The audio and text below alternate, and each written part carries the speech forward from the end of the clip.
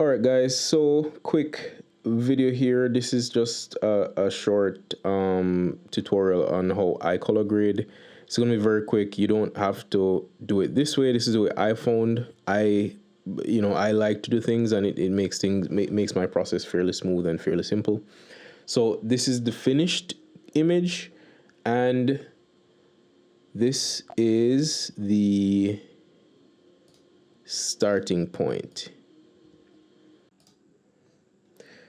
Alright guys, so here we are on the color page, and I'm going to show you how my typical process. Is this the only way to color grade? Absolutely not. I'm not a professional colorist, but this is how I typically grade my footage. And I'm starting out with S-Log3, shooting on Sony FX30. So these are S-Log3 images, and I shoot raw, no LUT embedded in the footage. So here is the first step for me, is to get this footage to Rec 709. But before I do that, I'm going to add the nodes that I'm working with. I'm typically working in a 4-node process. I know people do it differently, but this is how I do it. The third node is where I add my conversion. So you can do a color space transform. I typically just do a LUT because that gets it decent, almost 90% to where I want it to be. As you can see, it's almost done, if I'm being honest with you. On the fourth node, I typically add a false color LUT just to kind of give me a guiding reference as to what what parts of the image might be overexposed, and if I want that to remain overexposed, then that's fine. So as you can see here, the tops of his cap and outside the window is slightly overexposed. Not gonna bother the image. But his face, which is what we want to make sure is properly exposed, right? But I will typically come here. I'm going to label these nodes for your benefit. This is exposure, first node. Second node is color and white balance. And then third node, as you saw, is the LUT. Fourth node is false color. Sometimes I will add a fifth node, and that's basically for style. If I want to, get like really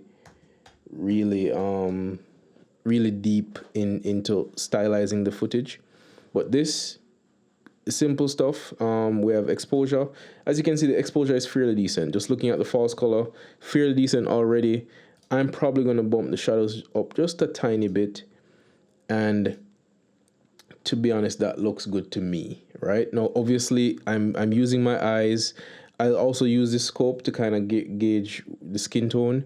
This is vector scope, if you don't know what it is. But this is already fairly decent. It's in good condition so far. But yeah, I'm not going to change much on the exposure side of things. Color and white balance. Now, what I typically do for the white balance, the first thing I'll do is I'll use the white balance dropper here, and I'll find something white in the image. How you know it's white? These numbers RGB are typically close to 200.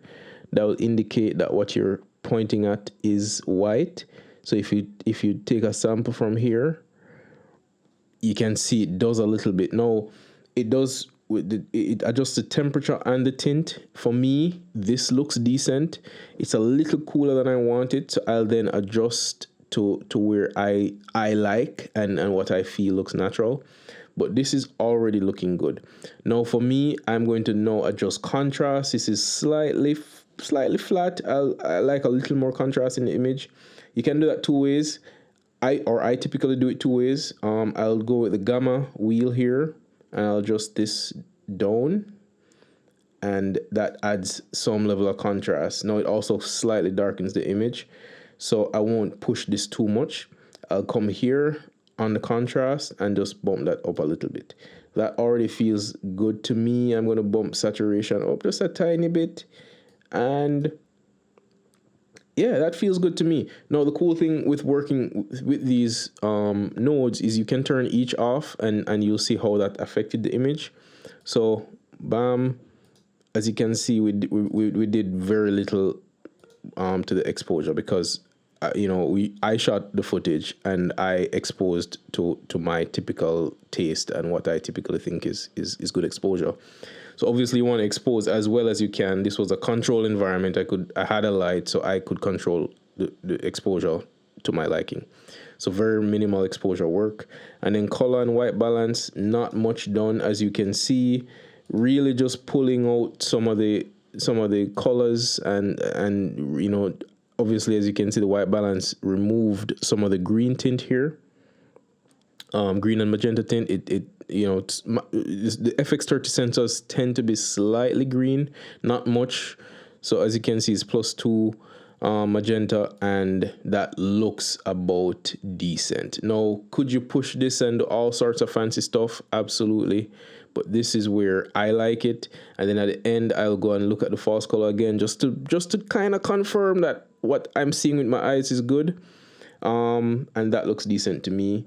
You can go full screen again on that. Feels good to me. Looks good to me. I'm happy with that.